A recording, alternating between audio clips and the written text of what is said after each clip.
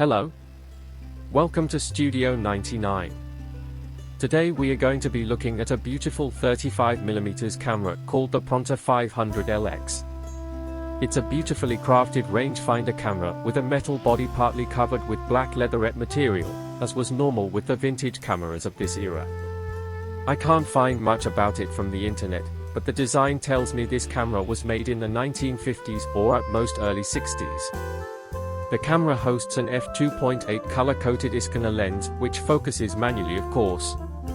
The lens barrel has markings from infinity to as close as 1 meter, which is the closest possible focus distance of the PRONTOR 500LK. From what I know, the PRONTOR 500LK is a leaf shutter mechanism commonly used in medium format cameras, particularly in the Hasselblad V system. It was known for its reliability, precision, and durability.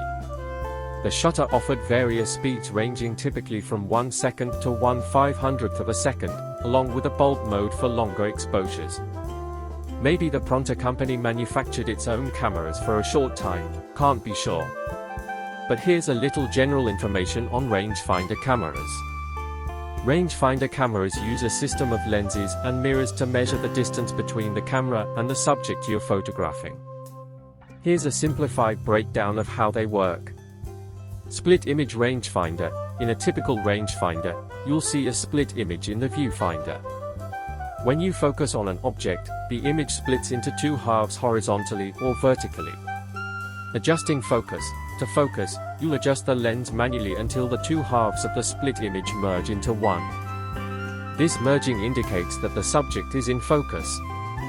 Measuring distance. The rangefinder determines the focus distance based on how much the lens needs to move to achieve that merging of the split image. This movement is then translated into a distance measurement. Parallax correction. Rangefinder cameras also correct for parallax error.